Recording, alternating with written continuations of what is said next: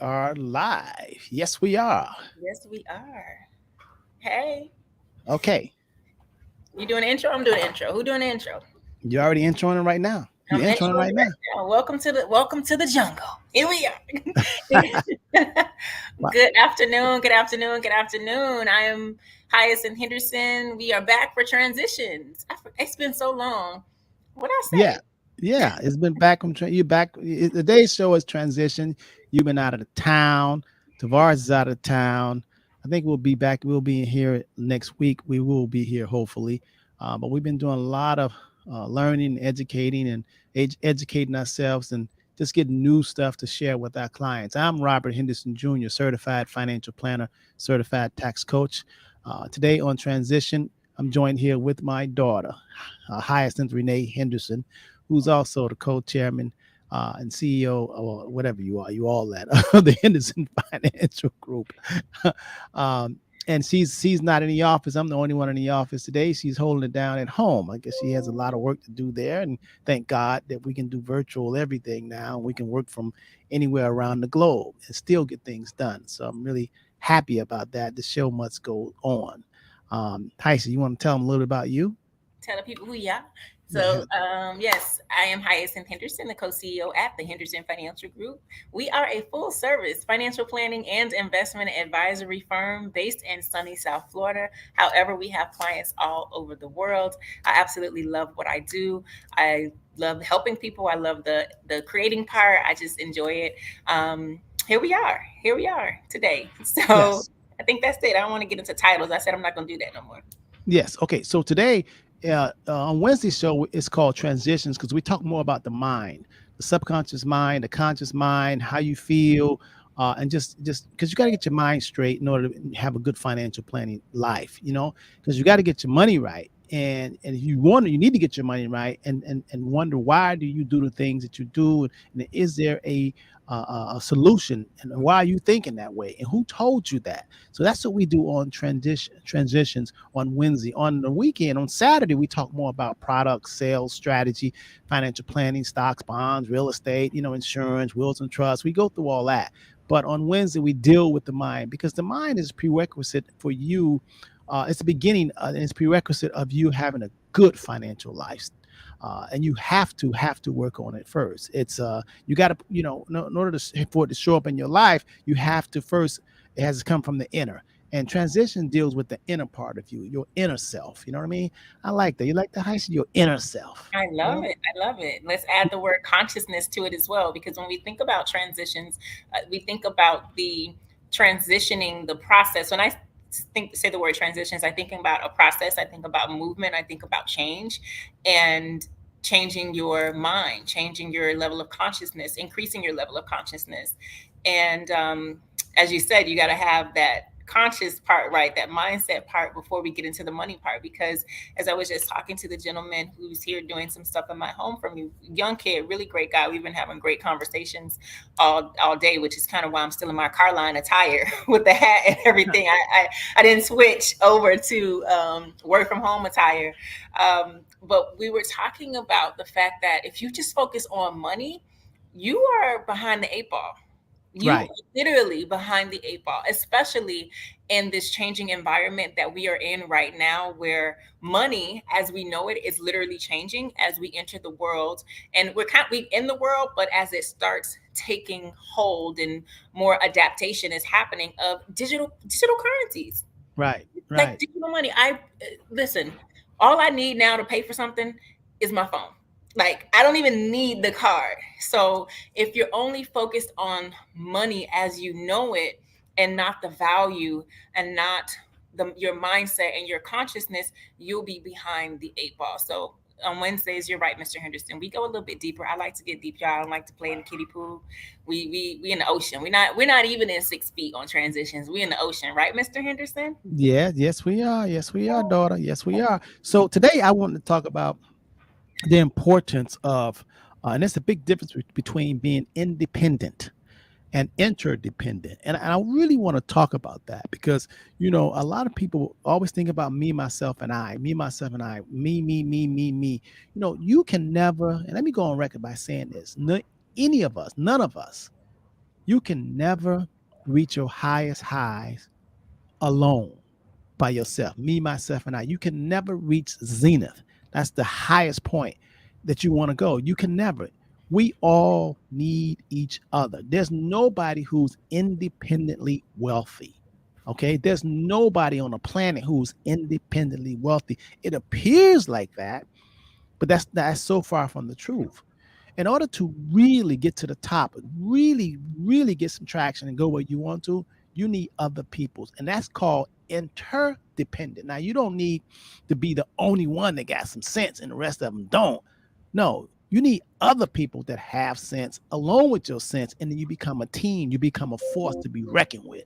And anytime you have that, you can be unstoppable. I don't care what field, what industry you in. If you are interdependent and you can work with people, the left hand, the right hand, man, you could go to the top. The problem is most people have been conditioned to think that they have to do it alone, and being independent. And independent is a very, very lonely slap. It is so bad because sometimes we have good days and bad days. If you independent, that's all you think, that it's all you. What if you not pitching good this game? What if you have an off game and shooting the basketball? What if you have an off game, off night, and singing? Your voice is not good. You need the backup singers to bring you up, man.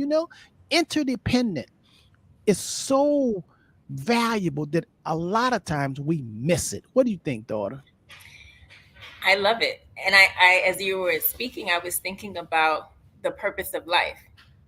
And if we're gonna go deep in the ocean, like we all the way out there, we on the yacht, that ocean part where it's like dark, dark blue. Now you can't see the shore. We not at the shore. Okay. We have taken the yacht out and we are in like, dang, this water is deep blue.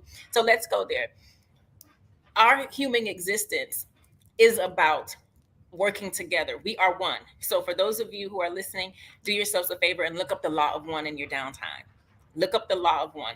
So when you start to understand that we are all connected and we are all literally here to be able to help each other, work each other, serve each other, and most important is to love one another, then you'll understand why independence is not the role that you want to play. You want to be on the team of interdependence, because that's literally what we're supposed to be doing here.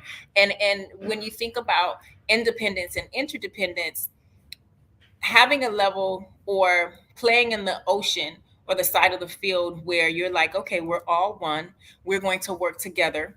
I understand the value of interdependence. You have to put your ego aside for that. You have to put your ego aside, because ego is only focused on you, me, how I feel, how you made me feel, how much money will this make me? I don't care if it hurts you. I don't care if you can't feed your kids because I've robbed you blind. This gonna make me a lot of money. I don't care if you lose your house because I scammed you and sold you a bad deal. This gonna make me a lot of money. That's independently thinking, only thinking about yourself, which is rooted in ego. That's not Yes. why we're here. Yes. So that's Yes. the depth to it. That's the spiritual principles. When we talk about, well, dang, why does it kind of work like this, or why is it that you're here? Two reasons, and then you can break this down and see how you navigate this space. The purpose of life, my belief, is two things: love and learning. Love and learning. Two L's. Love and learning. So when you focus on the learning, then what do you do with the learning? It's not so that you learn and you exclude yourself and set high and look low. It's so that you learn, and then you take that knowledge that you're learning, and out of love, you start sharing that. You cannot love other people and share knowledge if you are only focused on you. How much money is in it for me? I don't care how anyone else feels. I don't care about the starving children. I don't care. All I care is about me. I'm independent. I'm self-made. I did it on my own. I got it out the mud. And so I'm angry with everybody else. If you are that way, then you are operating in ego. And so surely, not if, but when, there are going to be other issues that come up in your life that will sit you down to cause you to reflect and say, dang, I had it all, or I thought I had it all, or I was doing good, but why is this happening? Because you were focused on yourself. You're focused Independent. on That's right. only. Yeah, And I like how you say love and learning. that's it. Because when you say love and learning, and then I thought about sharing, but however, you don't really have to say sharing, because if you put love It is truly impossible to truly love and not share. Absolutely. It is truly, truly impossible to truly love and not share. Because when you love, you want to share that love. You know, you really do. You want, it's like, oh my God, look, I'm on the top of the mountain. I want somebody else to see this beautiful viewpoint because you love them. And because you love this viewpoint when you're on top of the mountain, you want, hey, y'all come up here. Come on, y'all down there. Come up here. Let me show you how to look at this viewpoint. That's love. And it's automatically you share. Really, really, really, and learning. Let me tell you something, man. We have been just miseducated about learning. We really have. They have just lied to us and made us and programmed us thinking that learning was from first grade to the 12th grade, 4 years of college, 8 years of college, and that's it. No, true learning is lifelong. It's forever. It's as long as you have a pulse. You're supposed to be learning. You don't get to the point where you're talking about, I'm too old, I don't need to learn no more. No, as long as you breathing, you're supposed to be learning, growing, sharing, and thriving. So getting back to today's topic is independence versus interdependence. You want to be on the side of interdependence because if you're just trying to be independent, you're going to have it rough and hard. Matter of fact, it is against universal law. It is against nature. And I'm going to give you an example in terms of metaphor to back up what I'm saying. Each and every one of us are in a body. We're in here, but we're in a body. You're thinking about the body. Now you may say, hey man, as long as I got a good heart, I'm okay. As long as I don't have high blood pressure, my pressure is good. But boy, what about the kidney? What about the liver? See, we need all this anatomy stuff to work in order to be healthy. You can't just be healthy because you got a good heart. Because I'm gonna tell you some of you, if your bladder and your kidney and your spleen go bad, you ain't healthy. So therefore, we each of us, everything that's in us is dependent on each other in order to function, in order to be flowing, in order to have that prosperity. Prosperity means to flow. And I want you all to think of a river just flowing, a stream that's flowing. You know what I mean? Just flowing. Ain't no clogged up, ain't no stopped up. You know, traffic, when traffic's going good, it's just flowing. You know, even though a lot of y'all want to just stop in the middle of the road and stuff, people got to go around you. But don't get me started on that traffic stuff. My daughter and everybody know that's my pet peeves. I don't understand it. I really don't, especially if there's an accident. But you just got to keep flowing. That's what prosperity is, to flow. So you always want to strive to be interdependent, not independent. Independent is lonely, it's selfishness, it's not sharing, and it's painful. When you have love in you, you want to be able to share. You want to give. It feels so good. That's why the more you give, the more you love and share, you feel real, real good. It's not just about getting money, because money, man, I tell you, man, money has ruined a lot of people. It has made a lot of people lose their minds. And money really is a byproduct. Really, if you are really healthy, wealthy, and you're loving and you're sharing and you're creating with each other, that's beautiful, man.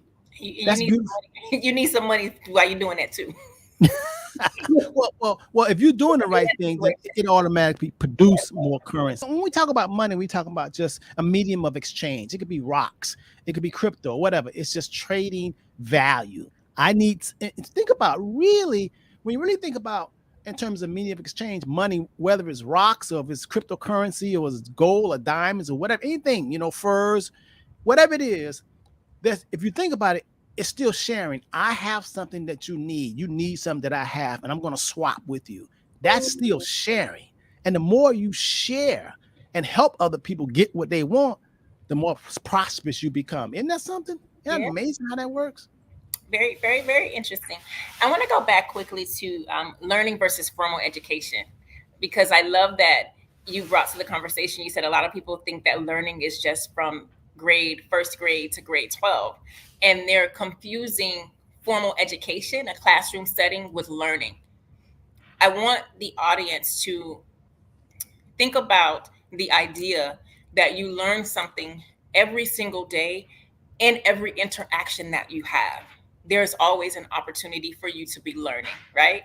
And so when you look at it that way and you say, okay, if That means even if something feels uncomfortable and I want to label it bad, or maybe I do label it bad or wrong or evil, there is always something for you to learn from this experience. So when you expand your mind to be able to see that learning goes beyond formal education, learning goes beyond the classroom, you are learning in every encounter and every interaction that you have, then you can say, okay, I got it. And you got to get this, because in order for you to maneuver through the different levels of this video game called life, when I say video game, I literally picture like so many different levels and like, okay, do I want to go in this store? Where do I want to go? But in order for you to maneuver to different levels and to different stories and things like that, when I say levels, I'm meaning different environments, different spouses, mates, different people, different communities, different social statuses, different bank accounts. In order for you to maneuver through those levels,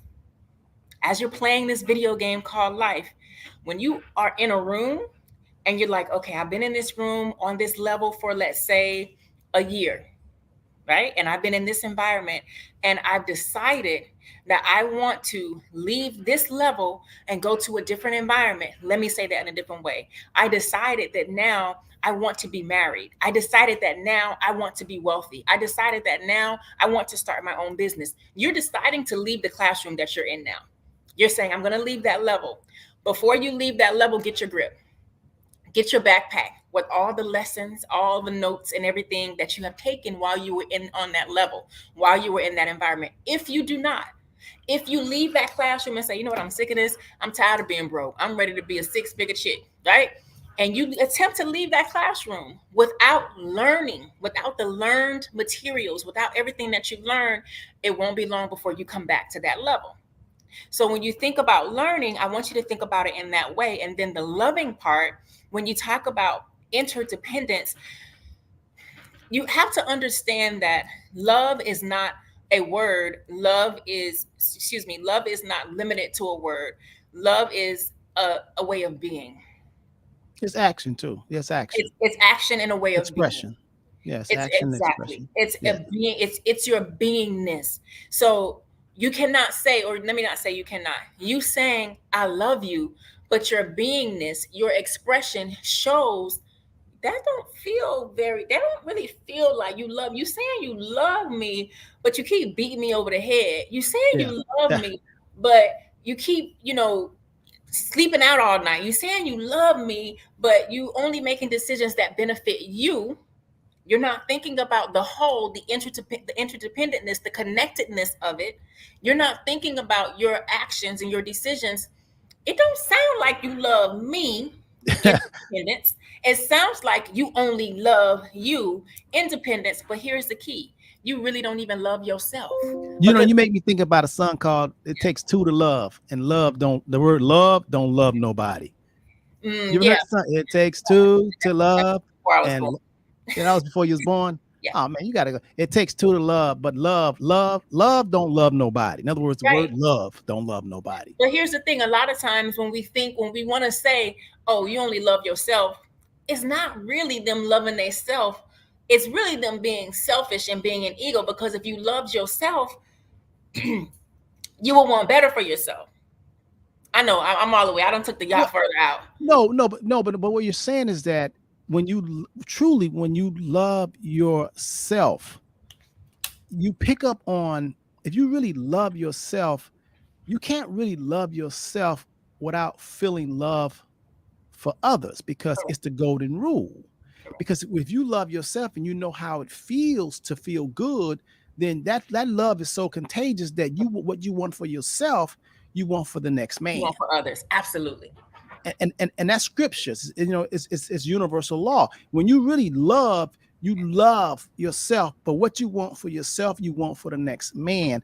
That's true love. A lot of people talking about their love. That's why it always amazed me. You have someone who can go out and be a savage and just wreak havoc on another person because the color of their skin, but then they love their wife and their children. You know, that always amazed me, Heisey, when you watch these movies and it's like, let's say the mafia, and they'll go out there and they'll just kill a whole lot of people. But then if someone kill their son or brother, they feel like, oh my God.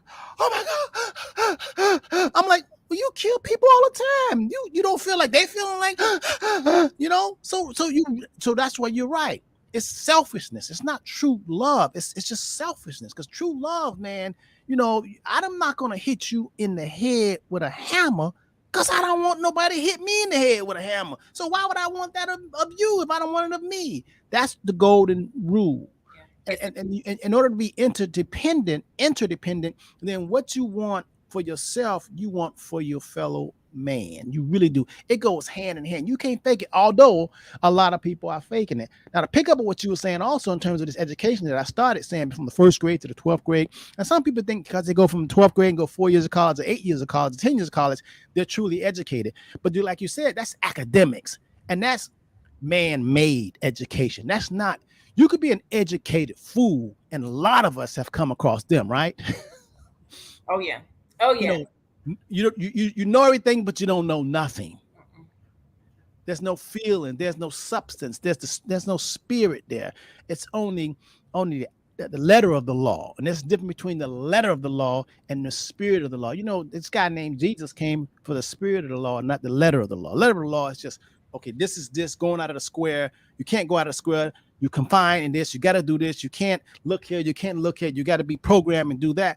And that's not education. Education is really learning, being fluid, being able to ask questions, being able to look over here, look over there, not being a robot, just being fluid, actually being able to explore, to grow is limitless because we came from a source that is limitless. So anytime I find anyone trying to confine me into a certain belief and it's not love, unlimited with no with if it have walls around it, I know it cannot be true. It can't be true. When you thought it when you mentioned the gangsters and how they are so distraught when someone kills their family members, and is it love? Do they understand that they can't understand love? Right. I thought about my favorite movie of all time, Godfather 2. Favorite movie. Oh my God. When y'all humans get to acting up, I'll be like, okay, it's not just me. This how y'all act, right? So favorite movie when Michael Corleone, right? You see at the end when he had to kill his brother, right? Oh yeah, yeah. So, and he waited till his mom passed Pass. because he Right, knew it would break his mother's heart. right. So when I think about that and I think about the action, did he really love his mom or did he love himself or was he void of love because he was killing other people and he then still killed his brother? I mean, his brother tried to set him up. I mean, it's hard, but it's fair. I mean, I understand, but it just makes you think about love on a deeper level. And you're absolutely right when you talk about the spirit of the law versus the letter of the law. And you used to tell me that for many years. And it wasn't until 2023 You're that I kidding me. realized you used to always I see the spirit of the law. No, and I'm like, nope, but right in 2023, I remember one day I was experiencing something and I said, no, it's not the letter of the law, it's the spirit of the law. And I Oh finally got it. man. I See, see, finally got it.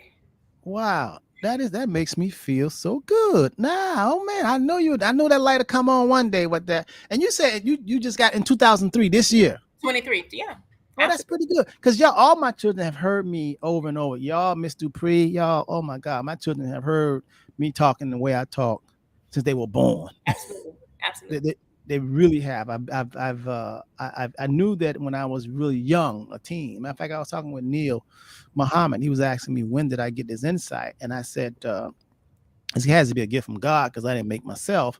When I started looking around, and I know that I'm in this color, this hue, this blackness, but I know that there is a God and created everything, and I know God don't create no junk. So what they trying to tell me about me and my people, and just because of my color, of my skin, it cannot be the truth. So it has to be opposite, and there's a force. So I didn't get mad about it. I just was able to start forming two viewpoints. In other words, using my third eye, saying, it's always two things going on. But Heisey, when you say you got it, when I always saying, they people like to oppress people, and they use the letter of the law. And there's difference between the letter of the law and the spirit of the law. If you ever if anybody ever heard of read or really understood the whole story, this story, this guy called Jesus Christ, He represented the spirit of the law, not the letter of the law, because the letter of the law is so unforgiving. Hmm. Yeah, it's so unforgiving. And I should tell the story when I explain what was the difference between the letter of the law and the spirit of the law. Here is a castle, and you have a security guard dressed up in his garb, his soldier. Picture in your mind a soldier, and the palace is right back there, and he's out front, and he has his gun, and his orders are to let no one pass that line. That is the rule. It's a written rule. That is the letter of the law. If anyone passes that line to go toward the castle, shoot to kill, then that's on page 265 in the rule book. That is the letter of the law. Anyone past that line, the crowd, you cannot go past that line. So they got it. It's written. It's a law because you cannot pass that law. And if you go past that law, you will get killed. You will get shot by the guards. So here is a crowd of people looking at the palace, just admiring it, because the king and queen passing through. And here's a lady with a child in a carriage. The lady is taking pictures looking at the castle. The little infant somehow crawls out of the carriage and goes past and crosses the line. The letter of the law is already written. Anybody that Ain't passed that written. line, That's they right. got to be executed, got to be shot. And they shoot that baby. Shoot that baby. And if the They mama will go not. after, she getting shot too. And the mom go after she getting shot too, Not that. because the letter of the law says don't go past that line. Everybody know that, okay? But stuff happens. Jesus came to say, listen, the laws was not made for man. Man make the law for yourself. The spirit of the law says, do not, although that's a baby, and the baby crawled out and passed that line. The spirit of the law says, do not shoot that baby. Right. And the mom who goes to get the baby, do not shoot her either. Right. That's the world that we live in right now. Right. That is the world we live in right now. Jesus came to the planet to help people to understand there's a difference between compassion, love. That's why he talked about the Sabbath day. You know, he talked about when they said rules, you cannot work on this day, and they will punish you or put you in jail. But they said, he gave an example. Well, what if a donkey or mule fall into a ditch? You gonna just let them stay there because of the letter of the law? No, you're gonna get the donkey out, even though it's a day of Sabbath. That is the spirit of the law. And today, a lot of people don't understand the difference between the letter of the law and the spirit of the law. And you always have to have, and that spirit comes with compassion. And we all need that. Compassion, understanding, forgiveness, all that good stuff, man, of the higher self. It's when you are living from your heart, right, and being embodying the essence of love and not ego. That's the spirit of the law. The letter of the law says, nope, this is what it said. This and let me help you break this down in everyday terms, right? So, Mr. Henderson, you gave a beautiful example of the guards and the castle and the baby and shooting. But in your everyday life, you're like, okay, how can I know when I'm living by the letter of the law versus the spirit of the law? See everyone as a childlike, right? So what that means is understanding that although in your mind this is the way that it should be, this is the truth, and I've been repeating this a lot lately, every truth is but a half of a truth. So this is the truth based on the way I see it, right? And because you are not abiding by my truth and what I say, how I think it should be and feel, the rule that I have made up, then you're going to suffer the consequences. That's the letter of the law. When somebody does something that you don't like, when somebody does something that you deem is not, how could you do this? This is wrong. You shouldn't have done that. You're holding them to a letter of the law. But if you take a minute and look at everyone as a human, as a baby, and say, wait a minute, all right, obviously, it got to be something that you don't see it the way I see it. And instead of me continuing to beat you in the head or hang you, I'm gonna go by the spirit of the law and say, all right, no problem. Not that I'm approving what you do, but I'm not gonna shoot you. So in the guard example, not that because the baby crossed the line, we're gonna let the baby cross the line, go in the castle. It's party, party, party over here. No, no, no. Come on, get the baby back. We're not gonna kill you. Get back over here. Don't do it again. Not going about your business. So when you engage with people and when you have human interactions, when you are living by the letter of the law, you're not thinking about it from their perspective. You're not understanding the relationship of interdependence. You're only thinking about it from your perspective, which is ego. When you're only thinking about it from your perspective, that's an independent viewpoint, an independent perspective, and that is rooted in ego. When you zoom out and you say, you know what, I don't understand it, but I am open to understanding that you see it differently. And because it's not all about me, independence, because we all are one and connected, interdependence, I'm gonna let you slide. I'm gonna cha-cha over here though. While you slide, I'm gonna cha-cha over here because just because you've crossed the line don't mean it's a party now. I hope y'all understand what I'm saying. I'm Well, trying to give it to you how I see it in my head, and I see all these different pictures and stuff like that. I hope y'all get it. what you're explaining is happening right now Mhm. over there with Israel and Hamas and Palestine. Yeah, I don't know. No, Take me but no, but the principles, without getting into detail in terms of the spirit of the law and the letter of the law, the letter of the law was broken, and we all know the letter of the law was broken. Now the world is waiting for the spirit of the law to take place. right. And the people that's just sticking about the letter of the law, no, you fired the first shot. They're saying no, no, no, no, no. The spirit of the law, meaning that there's millions of people that are going to die because the letter of the law was broken, and they're trying to work out to get the spirit back into it. But there's a tough rumble. No, no, no, you crossed the line. You did this, and there's no turning. So that's what's going on right now. And we started talking about this because we started talking about being interdependent versus being independent. And we have been programmed from since we were born to be independent. And a lot of people, want to, it's a selfish act because it does not include a team. And you can never get to your highest self by yourself. It's just impossible. And we have so many examples. I gave an example about just the human body. We need the heart. We also need the liver. The heart can't just say, matter of fact, looking at the whole body, you can look at the hand. The thumb can't say, hand, hey, Robert, get rid of all the rest of these fingers. I'm the thumb. I'm the fattest one.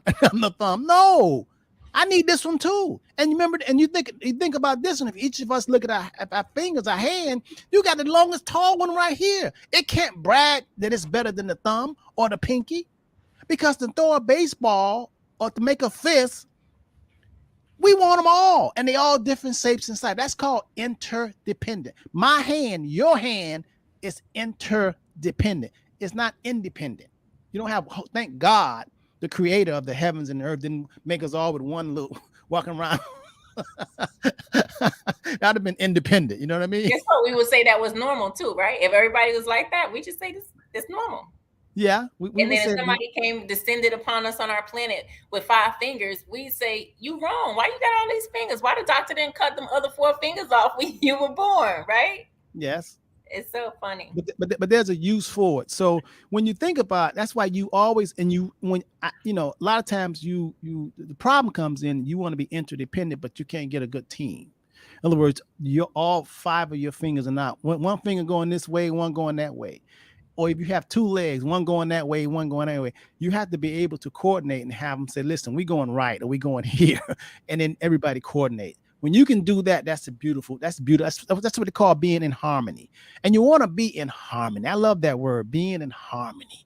When you're being in harmony, man, it just sounds so good. It just feels so good. When you're healthy, you're in harmony. Your body is in harmony. Your mind is in harmony. When you're out of harmony, man, there's some stuff happening, right? Oh yeah, you when you're out of harmony for too long, disharmony breeds disease, right? So when you made me think about somebody who called yesterday and missed his call and told me nobody ain't called me. You said this. I said, well, sir, I create the emails. I know what the email said. No, no. I said, you know what? No, no problem. How can I help you? Well, I want some life insurance. Okay. Well, how's your health? It's good, except for. So I said, okay, I'm gonna take down this information, take this down, and get you a quote. But I immediately knew by the way you called my office, arguing with me about my procedure, that disharmony created that disease in your body. So you got to think about that. But I said, okay, sir, all right, I'll give you a call back. If not tomorrow, I'll call you back on Thursday. All right, have a good day. He called here trying to tell you something. You told, oh my God, isn't that something? Yeah, that's, but yeah. So what we want to do is you want to strive to be interdependent, to help. Because me, Robert Henderson, as long as I learn and study, I still need a team. I really do. I mean, there's nothing better than being in harmony with like-minded. Each and every one of us are different, but that's how you create growth and you grow. I mean, you look at a basketball team, or they won the World Series because they all worked as a team individually, and we all are individuals. Creator made us all individuals, different fingerprints, different DNA, just everything is different. But you come together and you want to be interdependent. So stop trying to ride off or be on your own. I remember I had this guy that said he wanted to do what I did. In other words, he wanted to be, a stockbroker, financial planner, he wanted to, but he said he didn't understand why would I take all the knowledge that I have and share with other people. He said if he had all the knowledge that I have, he would stay home, lock his door, and make all the money that he could. That was his mindset. He thought I was crazy getting on an airplane, going to New York and seeing a client or whatever. He says you going 30,000 feet, risking your life, and you helping other people to get the knowledge that you have. He said he would never do that. He said he would never do that. Now, when he said that, he was rich at the time when he was saying that, and I wasn't. He was rich. Years later, the tables turned. He's not. He's no longer. He kind of fell out. Um, but I think that he's got more understanding now Yeah, because because you, it goes against your purpose of life. You have to love. An act of love is serving people. You can't just get all the knowledge and just say, or all the knowledge, all the money, all the stuff, and sit high and look low, and it's just me. Why are you doing that? All right, the creator gonna show you something real proper, like yeah, real quick. and it did because he didn't think that he was going to violate man's law, but he violated an invisible law, the universal law, the law that you can't even have an argument with. It just is. It's nature. And that's what takes place. So yeah, I mean, good afternoon, Mrs. Redhead. Good afternoon, DeLawrence Moore. Good afternoon, Miss Anna Dupree. Had a lovely time with you guys last Saturday. Good afternoon, Tracy. Also, I know you guys tune in, and there's a lot of people that tune in to us that don't sign in, but that's okay. We wishing you the best, and we hoping that you understand it and learning more about being interdependent. A lot of married couples have problems when they're not interdependent. They're trying to be independent. It's like, I'm working, I don't know what he got, or I'm working and we've married, but I don't know what she got. I don't know what she had. I don't know what. I don't understand. The reason, one of the reasons why I have been married, may have been 37 years, been together 40 years, is because of the interdependence. I do certain things well, and then she does certain things well that I wouldn't do, and she do things that I wouldn't do. And Heisey always tease me about I have an advantage because I don't have to cook and clean and doing a whole lot of stuff. But I always say to Heisey, the time soon will come. The creator has a plan, and everything's going to work out fine. And at Heisey, at her age, she's much more stronger than I, because I don't know how you do it. Be a mother, but take care of your mind, body, and soul, and be in the office. And whether that, I always thought that was a phenomenon. I mean, so you're gonna get your rewards because you're doing a whole lot of good things, a whole A lot of good things. It seems like someone once said, matter of fact, me and James C was talking about this, that someone said, oh Lord, why you put me in all this turbulence, all this rough water? And the answer came back and said, because I knew you could swim. A lot of Right. people can't swim. I, I, I know that story. A I, lot of people can't swim. I know that story. But Yeah, too much is given, much is required. absolutely. I remind myself of that. Too much is given, much is required. And so, what I mean, what else I'm gonna be doing, right? You can't go back now, Well, you, right? no, Remember, well, you say what else? I mean, you, because you know now. it's so, it's like it's kind of tricky because remember I asked you this when I was in your maybe 2 weeks ago. I didn't come in last week, so maybe I popped in to help you with your computer, and I said, like, what if I just want to be regular at this point? Remember, I said that to you. Yeah. I said, what if I just like, okay, just you just can't. What it's like, oh God, what's the elder's name? Gregory, Dick Gregory. He said, once you put them special glasses on, baby girl, you can't take them off. You once you see, you can't unsee. Right. So once you reach a certain level, you can't just stop and say, okay, now I just want to be an average human or a regular human. It doesn't work that way, right? No. That's what you No, it told me doesn't. last week when I was in there. Like, No, what's no, up? no, What's it happening? doesn't. No, it doesn't. As a matter of fact, it's more the higher you go, You gotta keep. uh, the you realize it's like being in the first grade, and all of a sudden, you study hard. Now you're in the second grade, and then you keep studying. Now you're in the sixth grade. You know, I was. It made me think about when I was going to this New Thought church, and after I got my wings and I could fly, and the minister told me why I don't go back to church, that church. And I told them that it's like me going back to the second grade. Anytime you reach a certain level and you get your wings and you can fly now, I never stopped studying, but I can't go back to the second grade, being in Mrs. Robinson class. I can't. I already went to the third grade, the fourth grade, the sixth grade. I graduated, went to college, went to school, went to, you know, masters. I mean, you can't go back and have working on a PhD and then say you're gonna go back to the second grade because it was comfortable. You've outgrown it, and when you outgrown, that means it's time for you to go. It's against universal law to outgrow something and then go back to something that you've outgrown. Now, it feels comfortable and it's easy, but you're cheating progress and you're cheating evolution. So a lot of times, you might have been with a date or been with someone and you want to go back, but what you're doing is you're cheating evolution, evolving, because it was comfortable. And that's not the way it's supposed to be, because now you're breaking the universal law. It's time for you to go on, because there's something else that you have to. So It's using the example of going back to the second grade after you have and gone through different levels, high school, college, master's, PhD, and you're like, but man, in second grade it was a great time. We could eat snacks in class, and we take could a come nap. hang with our friends, take a nap. I didn't have to do those chores. Like we it was second grade was a great time, and so if you say, okay, I'm gonna go back anyway, you can't fit in that desk.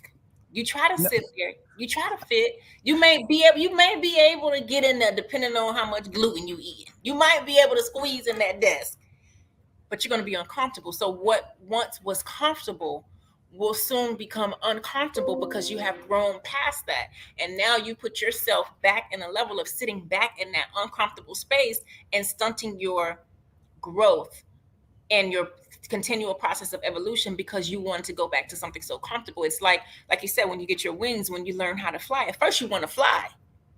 You want to fly. But then when you learn how, you're like, oh wait, I'm up here, like I'm flying, like, oh, this come with flying. Okay, I got to do this to the wings, and I got to do this, and I'm flying, and can I just sit down? No, not. yeah, Megan says that cheating progress definitely hit hard. Yeah, yeah. I mean, when you be true to that self, Woo. um, we are created with spiritual beings having a human experience. All of us are far more greater than we can ever imagine. And that's why we have to keep learning and growing and doing things differently. When you are in a place where it's so comfortable, but it's so easy and it's not even challenging, you're in the wrong place. That's second grade. And then you feel like you in a place that you can do so easy with your eyes closed, but they paying you on that job. You it appears like you getting over on them, but universally, growth wise, psyche wise, for your mental state, you're cheating yourself. I mean, you really are. And you when you cheat yourself, you can never be comfortable. In other words, you can never be. You're not truly being who you supposed to be. And there's something inside of you that no, even though you want to say, nah, I'm good. I'm staying on this 9 to 5 job. I don't know how they do no work. They pay me anyway. I'm good. You know, you're really not good because you know that you're like a car that can go 80 miles an hour and you just drive it going 5 miles an hour every day. Matter of fact, you're blocking traffic because you're only going 5 miles an hour and you people got to go all around you and everything, but you're like, okay, but you're not doing what you're capable of doing. There's a prayer that say, God, please help me to be all I can be. Now that's deep. Get ready. That's deep. God, please, you created me, God. If you created me, please, God, help me to be all that I can be. You That's sure? deep. Huh? God saying, you sure? You sure? You sure? I You mean, ready? how many people? Okay, out from okay. Since you guys are tuning in, Megan, DeLawrence, Miss Redhead, Dupree, how many of y'all would say, God, please help me to be all that I'm capable of being? Who wanna take that challenge? Put in the one if you want to take a challenge. If you don't want to take the challenge, then put a two. That's not a whole lot of people really want to be all they capable of being. Now that's sad to say, but that is true. You know that, right? Yeah, oh yeah, yeah. That, no, but people don't. Most people don't pray those types of prayers or affirm those types of affirmations or set those types of intentions. And this is where you have to pay attention to your language and your words, because most people just say, "Lord, help me get a new car, help me get another job, help me get a Stuff. man, help me," like, right. So it's very egoic, rooted, material things, and not make me my greatest potential. Take me to the highest of heights, because guess what, baby? Get ready. I'm gonna dunk your Yeah. behind into that water a little bit. Like throw me in the deep end already, but I can't swim out there. Yes, you You can. said, how you gonna learn how to swim if I don't throw you in the deep end? How you gonna learn? You say you really want this? You want this what you That's why they say be careful. What you ask for. But really, if our gift, if God gave us the gift to life, we supposed to turn around and say, God, my gift to you is what I do with this gift of life that you gave me. Some people just want to stay in second grade and just want to eat something and watch TV and just relax, you know. But that's not being all you capable of being. So when you look at the whole world, there's not a whole lot of people want to be all they could be. There's a lot of people that like automobiles. I'm using the metaphor, the example as an automobile. Of all of us cars, some Volkswagen, some Porsches, some Cadillacs, some Volvos, some Toyotas, and we know we all are different. We have motors, and we've come. I mean, a Cadillac. A Cadillac itself, if a Cadillac could talk, it can't brag that it's a Cadillac, and then a Corvette can brag that it's a Corvette, and then a Toyota brag that it's a Toyota because it didn't make itself. You just got to say, okay, I'm a Toyota. I better, I want to try to hold up and be as efficient as I can. The Cadillac says, I gotta do my thing. But if you're equipped, if you're made and you didn't make yourself, you ought to be trying to say, okay, am I really doing the best that I could be? And you got to ask yourself, that, and you got to be honest with yourself. That's scripture too. Be true to thyself. You know It's true. what Megan said. Megan said, "Well, I just told my therapist the same thing Heisey just said. I just want to be normal. While I'd love to say number one, I'm not fully ready to say that. Thank you for your honesty and your transparency." Ah, Megan, normal, But you man. can't, what's normal, right? So then we go into like what's normal and what's your level of normal. And does that mean you're just going to be stagnant and stay there? Because while I kicked my feet up in Mr. Henderson's office, he was my daddy at that time, right? When I kicked my feet up and I'm like, bruh, can we just, I, that was a moment in time. Like, as soon as I got in my car and came home, it was bad. Like, we can't, we really can't. We really can't. What is normal? Because you can't Yeah, go back, because if you are not evolving and growing, then you're dying, right? yes, Right? you are. You're You're dying. waste. So You waste. You are a waste. You're like a reject. You're like something that, that they they put you now. You in Marshalls. right, right. And so then the you know, uncomfortableness with that, right? Because you we know. use different examples. An example that came to mind is you squeezing yourself in your favorite pair of shoes, knowing they two sizes too small. These used to be your favorite pair of shoes 2 years ago or 10 years ago, and you love them so much, and you haven't been able to find them, and you keep putting your foot in them because these are the ones you have, and you're going to suffer the consequences of consistently shrinking yourself, playing small, putting yourself in that space. I'm going to give you Yeah. guys a quick example before we go when we talk about words. So I remember a few years ago when I had my experience with COVID, and at that time I was juicing, ginger shots, steams, and da da da da, and I caught it my birthday weekend. And I was like, how is this happening? Right. So anyway, as I worked through that, I remember saying, I want to have optimal health. I want to be in the best shape of my life. I don't want to just live long. I want to have optimal health and have my body function properly, because obviously something that I am doing is not what's appropriate for my body, because I was still able to. Baby, do you want me to tell you how I eat now? Like I was telling Mr. Henderson last night, I got to go home and cook. And he's like, that sounds like such a chore, right? Because there's no processed food, there is no fast food, there is no gluten, there is no alcohol there. So you want to have optimal health? Let me teach you how to learn your body. Let you go over here and start getting these services done. Let me show you how to have optimal health, right? And so there was a lot that I had to give up in order to have my desire of having optimal health.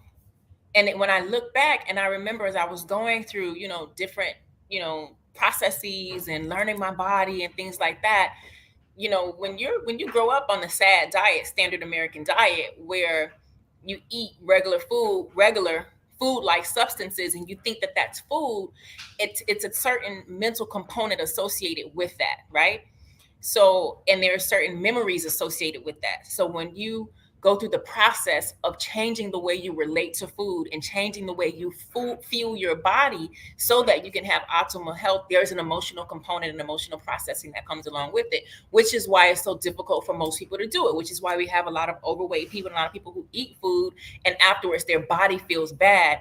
But it takes a lot of work to be able to say, I'm going to stop doing that and do it this way. I was speaking to somebody the other day, and she was saying that she's a caregiver, and she said, she has a patient in her 80s who has been in kidney failure for years, and she doesn't do any dialysis. She only eats certain foods and things like that, because we were talking about, why I don't get my mom fast food and stuff like that. She said she only eats certain food, and she said, but my mom, she had kidney failure and she had to do dialysis until she died, because she wouldn't change the way she ate, because she was so used to eating that way for a long period of time. So I'm sharing this example because anytime you ask for something, as Mr. Henderson said, I want to be the best that I can be, there are going to be several layers and processes that you're going to have to go through to be able to become the best that you can be. And it's going to be an emotional journey, a spiritual journey, a mental journey, and a physical journey. So when you think about the things that you want and the things that you ask for, be very mindful of your language and ask yourself, am I really asking to be the best that I can be? 99% of people don't.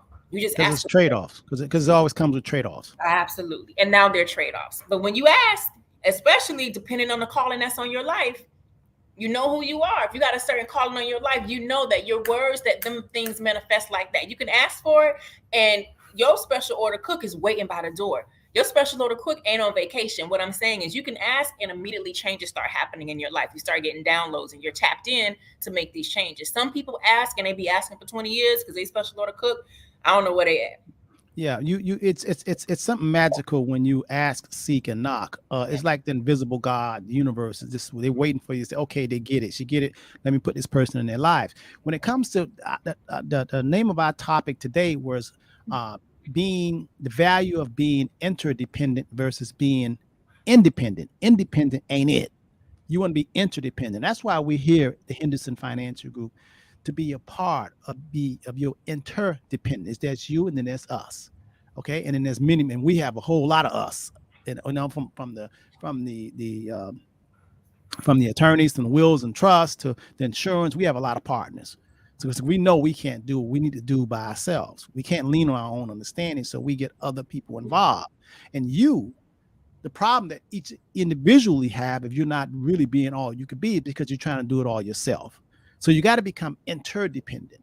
And the Henderson Financial Group is your first stop to making that happen, to becoming interdependent. Now you can call our office at 305-825-1444 so we can help you be interdependent. Because there's a lot of things you don't know that we can help you, that you need to know. But you have to ask, you have to seek, you have to knock. And yes, like Heisey said, there are going to be trade-offs. How can you expect to get something different and keep doing the same thing? If you want a different result, you got to stop doing some things. You got to trade off. If you don't want to be an alcoholic no more, you got to stop drinking alcohol. You can't have both at the same time. No, you can't have duality. It's got to be one or the other. That's it. Just like Heisey said, you got two truths. That's your truth, and it's this truth. Which one's working for you? You know what I mean? You know what I mean? So I want you to be able to go to our website at www.hendersonfinancialgroup.com. And you can also call us at 305-825. What is it, Heisey? Say it again. 305-825-1444. Once again, ladies and gentlemen, that is 305-825-1444. And we get clients all over the country, out of the country too, man. You know, we've been getting some good calls lately too. I've been loving the people that we've been magnetizing. I'm like, okay, vibration, come on, give me all the good people. Like I've been having a great time. With if any new people are calling, I love y'all seasoned clients. So I want to call y'all old, but the people who've been calling recently, and oh my God, we've been vibing. We've been vibrating at a great frequency together. And I'm like, yes, I love this. Let's do it. It is time to get your mind right. It's all about me, myself, and I. You have to get your mind right, and you have to become interdependent. You're not alone. You are not alone. I'm stop. All right, Heisey. We get ready to go. It's got to get out of here. Got a lot of work to do. Okay, all right. I mean, you got them. You want to break karaoke machine? I got strobe lights in here too. Full concert. Are you doing this? No, you good at what you're doing here, okay? Tyler, bring out them strobe lights, girl. Your grandpa on the show. All right. Thank y'all so much for joining. We will be back. Mr. Henderson will be back on Sunday for the Saturday Understanding Money Show. Saturday, not Sunday. Saturday at 9 a.m. in the a.m. The Understanding Money Show will air with Mr. Henderson, James T. Thomas, and Linda Harris. And then next week, we'll have programming lined up then too. All right? Transitions. Next week, Wednesday. I'm not sure about Monday. We'll see. No, you got to. No, they need to know more about mortgages. So you and Tavares need to get that going. I'm gonna come in as a guest speaker. As a matter of fact, why not come in this Monday as a guest speaker? On Monday. Megan, okay. Don't laugh, Megan. This is how I really be in his office, like. Okay. All right. Spirit of the law. Remember the spirit of the law. The spirit. I gotta go. Later. All right. Peace, y'all.